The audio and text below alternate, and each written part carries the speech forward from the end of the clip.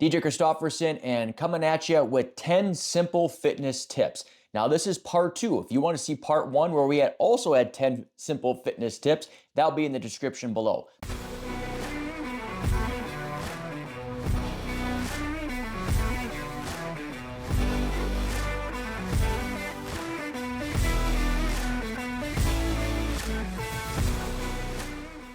Without further ado, let's get right into it.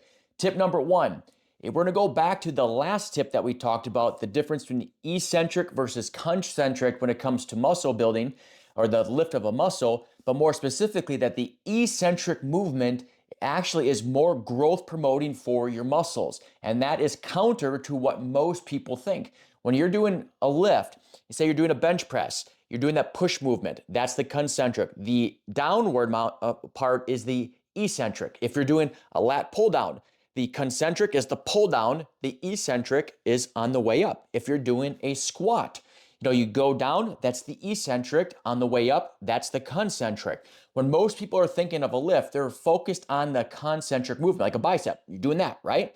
Well, actually, it's the eccentric movement that gives you more growth towards your muscles. And so you really want to focus on that eccentric. So if you're going down on a bicep curl, control it on the way down. If you're going down on a squat, control it on the way down. If you're doing a lat pull down, you pull it down with the concentric, the eccentric, slowly bring it up. You'll get more growth and stimulus on the eccentric. And once I learned this and I put focus and attention towards the eccentric movement, I started seeing my muscles grow. Now, that's not to say not to have attention at all to the concentric, but the eccentric is more important. Tip number two, standardize your repetitions. When you're lifting weights, it's very easy to have your reps be at various different degrees of done. Like you're doing a bench press and one done, you're going all the way down. Another one, you might not go all the way down, or you push up, you only do partial, or you're doing a bicep curl and you're doing this, you're just doing normal, but then also you start throwing your body into it. Well, that range of motion and that type of reps where that's all over the place, it's hard to track your progress. So when you are doing your repetitions, try to have a standardized way that you do your repetition. If you're doing a lat pull down, maybe you come down and it's towards right here above your nipple line, and that's your standard range. That way if you're no longer able to get it down, you're no longer completing a complete repetition. Now you might want to do some partials, but we won't get into that. Now, why is that important? It's because you want to track. So if you did 10 this week and next week you want to know if you can do 11, well, do you count 11th if it only goes up to here? Or does it count when it does the full repetition? It's when you do the standardized full repetition. Now, there's not just one way and one standardized way. There are many different ways that you can approach it, but when you do your lift with the full range of motion is standardize your repetitions. Tip number three, learn from other people that have been doing this a long, long time. Now for me, there's a few different YouTube channels that I've been watching and consuming a lot of information that have really helped me on my journey. And the great thing about YouTube, and you're on this right now, is that it's free. And so what are the channels that I watch? I'll also put them in the description below. The first one is Renaissance Periodization, Dr. Mike Israetel. Watch them a lot. Another one would be Eric Janicki. He's a big, massive dude. I really like his approach to things. Another one is Jeff Nippard. He's a Canadian bodybuilder.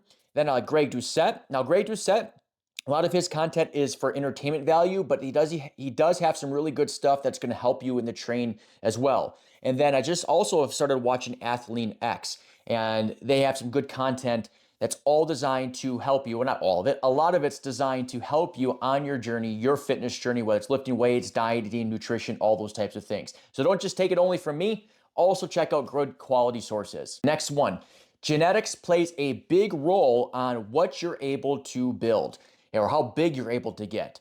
Now, I always thought that, hey, if everybody works as hard, everyone could be Arnold Schwarzenegger, or everyone could be Ronnie Coleman. That's just not simply true. You have to have certain genetics to attain a certain level. Now, also, some of those guys are on performance-enhancing drugs, and so I'm not talking about that. But despite that, even without that, is to get to a certain level where they're at, genetics plays a role. That means that some people just won't ever be gigantically jacked or super jacked. And so it's okay if your genetics doesn't do it. What we want to do is, what can we get out of the genetics that we are given? And we're all different. And hopefully that helps is where you're not thinking that, hey, I need to be like that person. I'm going to try to get like that person. Now you can attain and go after it, but if you don't get to it, that's all right, because we all have different genetics, and our genetics does determine what our natural ability and the natural limitations that we have when it comes to building muscle. Next tip kind of goes along with that. And if you do see somebody that's jacked, it doesn't necessarily mean their advice is going to be the right advice for you. And why is that? Well, let's use a different analogy. If you know somebody that's really fast and they're just naturally really fast, could they teach you how to become really fast like them?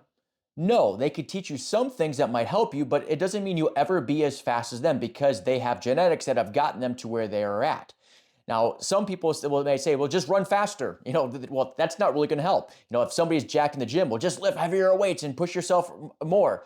Well, is that really going to help? It might help. It might not help. It might be detrimental to you. It might be beneficial to you. So I'm not saying not to listen to those, but just also listen through it with a degree of science, and that's watching those other channels will help you understand whether their advice is good advice or not good advice. Because when it comes to lifting weights, there is not a one-size-fits-all solution for every single person. Something that might have worked for that jack person, well, it might only work for them because of they're genetically predisposed to be able to gain muscle. But if they weren't that way, what they were doing might actually hurt them. Next tip, form before weights. One of the things us guys like to do is how much can we bench? How much can we squat? And you just throw a bunch of weight on there and then we do the repetition and we're not doing the proper range of motion and we end up getting ourselves hurt and then we can't go back to the gym for a long time. Don't want to do that, right? So it's important to have our form. Doing the proper form with lighter weights is going to get you more progress than poor form with higher weights. And in fact, the higher weights actually could cause you more injury, which we're going to get to in a second. So when you're looking to start lifting weights, really put attention to the form. And why is that? It's also because it's going to put the right attention to the muscle groups. So if you're looking to build your biceps, is when you do a bicep curl, you want to have the proper form that's going to get you more work on your biceps and less work on other areas, right? So why are you working your shoulders and your forearms? Well, you're working to some degree. If you're putting the tension to the bicep, then you want the tension to the bicep. You want the growth stimulus to the bicep. So it's really important to have form. Now, what people tend to do when they have too much weight, they're utilizing other muscles that are trying to help carry that weight. Like if you're doing a bench press, a lot of times people will use their shoulders and their lats. Now, if you're looking for strength, that's one thing, but if you're looking to build your muscle, you want to set yourself up in your form in a certain way that's really going to target your chest. So form before weights, and you put the form before the weights do follow. Piggyback on that is injuries in the gym are usually caused by too heavy of a weight with improper form. I see it all the time, guys in the gym where they stack up the leg press machine and have so many plates on there to make it look, whoa, man, look how much they're going to do, but they have a really short range of motion. Now, what's happening to those joints, it has way too much weight on those joints for what those joints are going to happen or be able to handle, and it's why you see some of those gruesome gym injuries if you've ever seen any of them. And so it's putting unnecessary strain on their muscles, and since they're not doing proper form, they're not even getting the muscle growth stimulus that they're looking for. And so be careful with trying to load up too much weight. It goes back to what we were saying in the previous tip, form before weights. You put the form before weights, the weights do follow. And one of the benefits of that too is that you're not putting unnecessary wear and tear on your joints, ligaments, muscles, and whatnot. Let's go back to that again. Ego lifting can be fun, but it's not beneficial.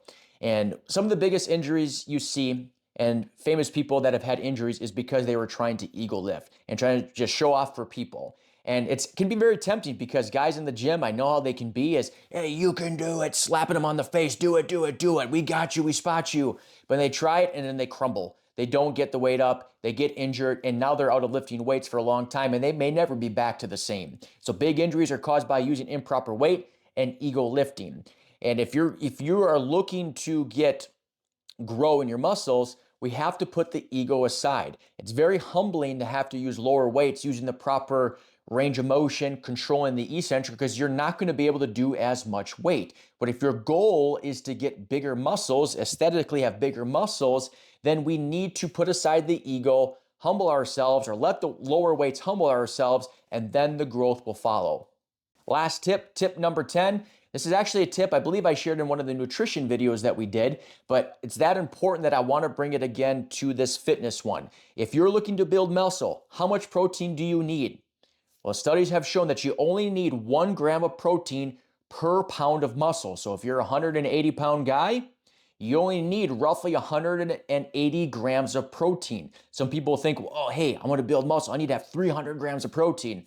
No, not unless you're weighing around 300 pounds. And generally, you're fine if you're doing 1 gram of protein per muscle. Now, if you're a 130-pound female or 130-pound guy, doesn't matter. It's the same thing, 130 grams of protein per pound of muscle, or 130 grams of protein for that 130-pound person. So you don't need to go overboard on the protein, but you do need the protein. If you're looking to build muscle, your body needs the protein to convert that and turn into muscle. All right, so that is video number 2, 10 more simple tips. Check us out next Sunday, where we're going to have the 3rd installment of 10 more simple fitness tips. All right, that's it for today. Give me a like, give me a subscribe. If you have questions, post them below in the comments. Have a great day.